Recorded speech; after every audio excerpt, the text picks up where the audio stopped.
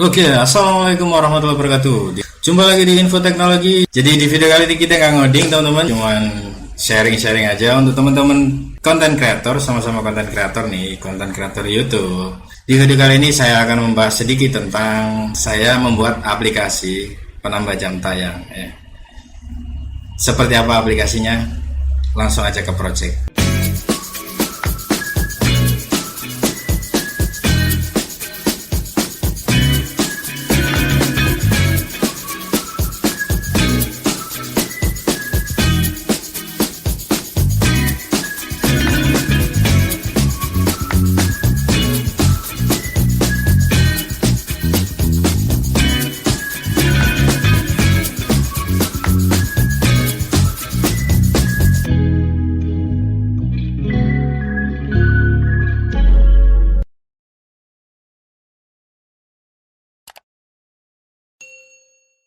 Sebelum kita ke aplikasinya ya, jadi sebelumnya saya jelaskan dulu aplikasi jam tayang itu seperti apa ya. Aplikasi yang bisa menambah jam tayang. Jadi kita mengeplay video-video kita itu banyak teman-teman ya, dan berulang-ulang.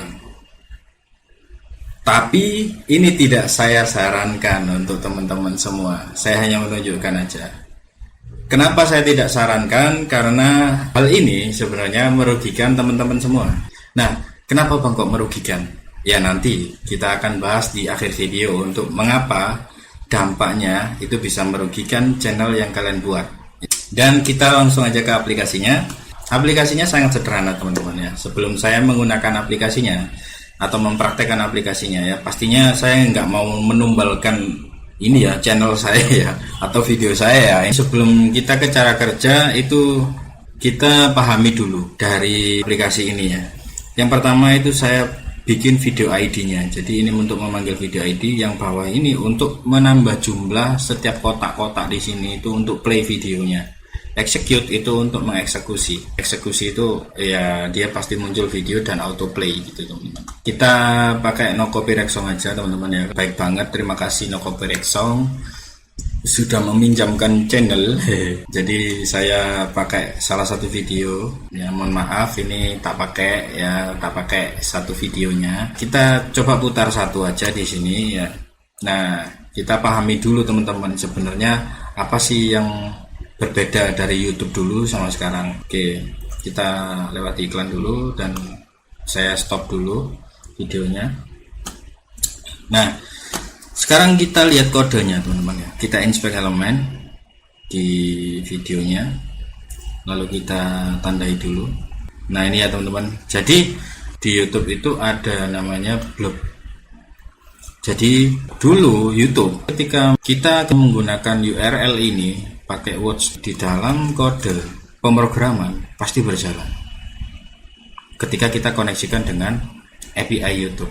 Jadi YouTube itu memang menyediakan API teman-teman, namanya iframe API. iframe API itu digunakan untuk menematkan video kita ke dalam website kita. Jadi misalnya teman-teman punya usaha kalian itu kalian bikin website, dan usaha kalian itu kalian promosikan di YouTube dengan menggunakan video-video ya. Kalian mengupload video-video promosi. Misalnya kalian jualan komputer, di situ kalian punya channel sesuai dengan nama usaha kalian, lalu kalian juga mereview fitur-fitur dari komputer yang kalian jual.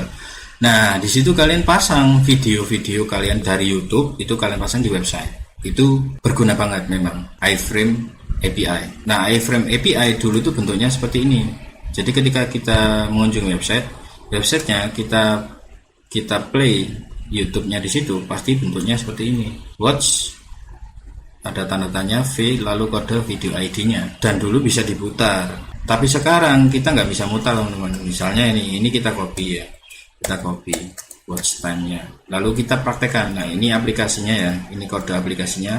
Jujur saya buat sendiri, dan ini aplikasi saya dulu, tapi saya bukan pengguna. Sebenarnya ini untuk konten dulu, cuman saya takut untuk mempublikasikan. Tapi kan sekarang itu saya udah belajar di bantuan YouTube bahwasanya kita memberi edukasi itu nggak apa-apa gitu ya. Nah ini saya mempraktekkan, saya bikin aplikasi robot untuk penambah jam tayang. Nah ini ya teman-teman, ini API-nya. Nah sekarang misalnya kita pasang ya, kita pasang di sini, katakan iframe SRC kita pasang kayak gini aja. Nah, dulu kode ini ketika dia autoplay dia akan berbentuk seperti ini dan bisa diputar. Dulu seperti itu teman-teman di tahun 2021. Sekarang nggak bisa. Sekarang kita bentuknya pasti embed, dan embed ini bisa menambah jam tayang juga, tapi yaitu tadi tidak bisa dimanipulasi ya. Manipulasi dalam artian jumlahnya yang banyak gitu, nggak bisa. Jadi kalian berhati-hati dalam menautkan link eksternal di dalam YouTube ataupun menautkan link YouTube ke dalam website di luar Google gitu ya. Itu hati-hati. Sekarang kita coba ya bentuknya, kita langsung aja. Jadi saya nggak akan menyalakan kode ini karena percuma, pastinya jadinya embed gitu kan. Nah, di sini saya coba reload. Nah, ini kan jadinya seperti ini teman-teman. Refuse to connect. Lah, kenapa kok gini bang? Ya, nggak kayak dulu ya. Pasti karena dulu itu kode ini dulu itu seperti ini. Nah, seperti ini teman-teman. Jadi www YouTube langsung ada kode ID-nya kayak gini dulu. Sekarang enggak teman-teman. Sekarang itu pakai blok. Perubahan algoritma YouTube selain dari keamanan, selain dari verifikasi fitur lanjutan, selain dari short, lalu community, itu sekarang ada blog. Ini yang di dalam YouTube. Sebenarnya blog itu apa? Kita coba cari. Blog adalah, nah kita lihat di Rifki Mulyawan. Gak apa-apa wis, ini websitenya siapa nggak tahu. Semoga sukses lah, masih informasi. Nah ini ya, blog itu binary large object. Tujuan cara kerjanya, nah ini ya, blog bisa memiliki ukuran sangat besar ya. Sebagai contoh misalnya mereka dapat berisi data yang mencakup seperti audio dan video. Blog selain itu ini dapat dibuat secara dinamis serta dapat mengeluarkan blog URL. Nah itu ya, makanya blog ini itu bentuknya file yang sangat gede banget teman-teman. Makanya sekarang YouTube itu sampai bisa menyimpan apa ya, resolusi dari video itu gitu loh teman-teman. Jadi intinya kita itu remote ya, meremote. Kalau menonton itu berarti kalian meremote YouTube ya, kayak kalian nonton TV itu pakai remote. Nah itu ya. Nah ini ya, video kalian itu dienkripsi menggunakan blog. Selain itu perlu kalian tahu bahwa binary large object dapat mewakili data yang tidak harus dalam format JavaScript native asli. Ini kenapa YouTube itu sekarang tidak bisa digunakan robot lagi, dan robot sekarang itu yang pakai kode JavaScript seperti ini itu menggunakan embed. Hasilnya tetap embed teman-teman. Dan sekarang embed itu bisa menambah jam tayang. Ya bisa jika tidak disalahgunakan. Oke, sudah ya. Sekarang kita ke penggunaan aplikasinya. Nah, aplikasi yang saya buat simpel banget teman-teman. Di sini ya, saya cuma masang video ID di dalam YouTube ya. Di sini, cuman copy di sini. Lalu saya masukkan di sini. Lalu saya ketik misalnya 11 dan jadinya 10 pasti. Ini looping saya kurang 1. Execute, pasti dia akan muncul sebanyak 10. Nah, dan dia autoplay. Nah, gini ya teman-teman. Ini tergantung perangkat kalian ya. Perangkat kalian ini bisa menampung apa enggak besarnya ini. Nah, ada kode dari URL-nya atau video ID, lalu di sini ada jumlahnya, dan di sini autoplay teman-teman. Ini robot YouTube penambah jam tayang. Nah, lalu kenapa sih videonya sudah di play kayak gini kok berdampak buruk ya? Jadi gini teman-teman, kenapa saya tidak menggunakan dan tidak menyarankan kalian menggunakan robot ini ya. Ini pun saya cuman iseng-iseng buat, jadi sekedar hanya menunjukkan pada kalian sebenarnya kalau saya bikin robot ya dengan mudah gitu ya. Apalagi sub for sub gitu kan, itu jangan kalian gunakan metode itu. Sub for sub, penambah jam tayang pakai robot saya bisa bikin. Tinggal saya itu promosi dan bikin website untuk play langsung ke channelnya gitu aja, kok susah amat. Cuman mainin URL doang kan, itu loh. Cuman di sini kan berdampak buruk, dimana kalian itu menggunakan sub for sub pasti kedeteksi dengan YouTube. Kalian menggunakan robot penambah jam tayang itu juga kedeteksi sama YouTube. Kenapa kode kedeteksi? Di sini teman-teman, saya tunjukkan di YouTube statistik saya. Saya tidak pernah menggunakan, tapi saya menunjukkan di mana tempatnya. Ya, di sini kalian lihat ada how you find your video. Jadi bagaimana penonton menemukan video Anda. Nah di sini pasti muncul kalau kalian pakai robot itu. Nah ini teman-teman, di sini kalian pasti muncul ya ketika teman-teman pakai robot. Kenapa? Ya karena YouTube pasti mendeteksi di mana video itu diputar gitu teman-teman. Itu kenapa saya nggak mau numbalkan channel saya ya. Jadi saya pakai NCS tadi, nggak apa-apa lah. Ya mohon maaf, NCS tak pakai untuk tutorial ya, untuk teman-teman ini biar dapat informasi yang benar gitu loh, main YouTube itu kayak gimana. Saya pun juga pemula teman-teman, jadi nggak semudah itu memang dapat penonton ya. Jadi kayak saya ya juga berusaha gimana caranya dapat penonton yang organik ya, benar-benar manusia yang nonton gitu loh. Nah ini ya saya pakai lifetime. Lalu bagaimana pengunculnya ketika kita menggunakan robot? Nah tak tunjukkan. Jadi ini kan ada website nih, ada WA Business, ada Discord, ada install Android, Samsung, dan lain sebagainya ya. Ini dari link eksternal, jadi kayak dari website gitu ya, website di luar YouTube. Itu teman-teman banyak yang akses video saya itu dari beberapa website ini atau browser ya. Nah di situ pastinya kalian yang muncul itu IP ini.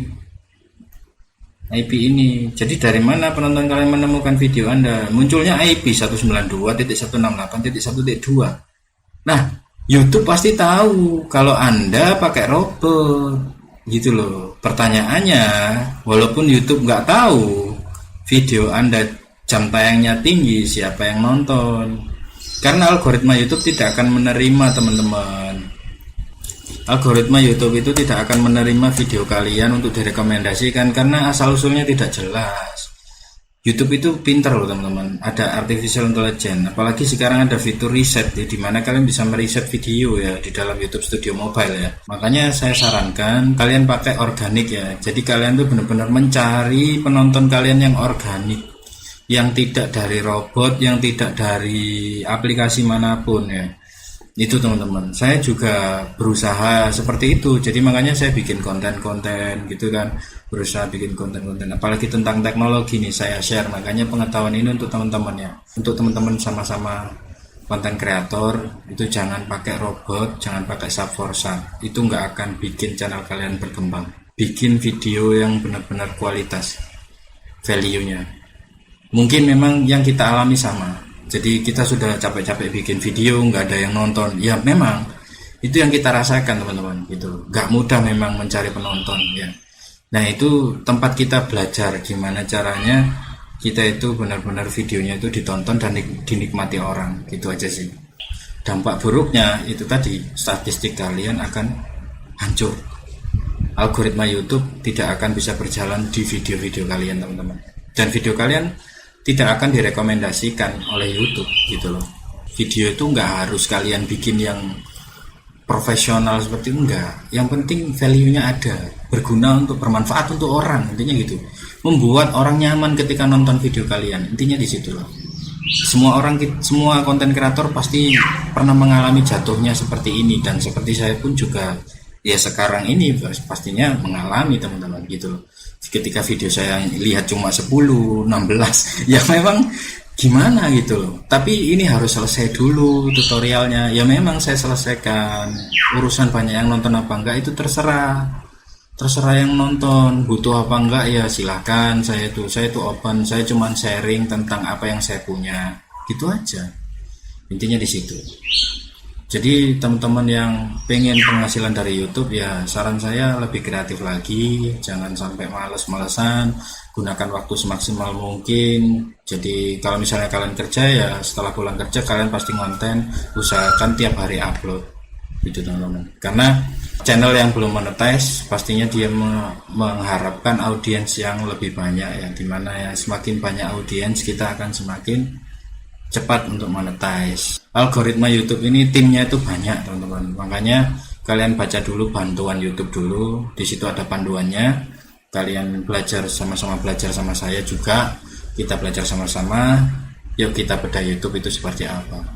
Dan untuk video kali ini untuk pembelajaran, bahwasanya saya membuat aplikasi ini hanya untuk iseng ya, jangan ditiru dan jangan digunakan, jangan di pause kode saya langsung diterapkan, itu jangan ya. Karena ini hanya menunjukkan bahwasanya ketika saya menggunakan robot itu sangat mudah. Cukup gitu doang ya. Saya tinggal bikin tek, saya udah jadi robotnya, tinggal saya beli hosting kan, selesai. Tapi kan berdampak buruk untuk channel saya sendiri gitu loh. Lebih baik saya ya cukup buat konten ini untuk teman-teman. Sebenarnya robot ini merugikan banget.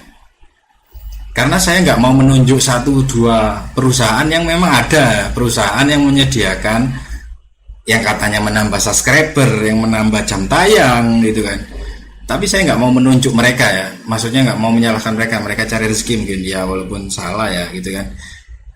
Berdampaknya buruk gitu loh ke para YouTuber gitu loh. Jadi saran saya jangan bikin video yang menarik, bikin video yang benar-benar value-nya itu bermanfaat untuk orang. Lalu isi metadata kalian dengan baik, riset dulu. Ketika saya bikin video kayak gini, kira-kira kata kuncinya apa? Nah, kata kunci ini nanti saya jelaskan di video lain. Ya, oke, mungkin gitu aja ya video kali ini. Semoga bermanfaat. Assalamualaikum. Langsung aja ke project.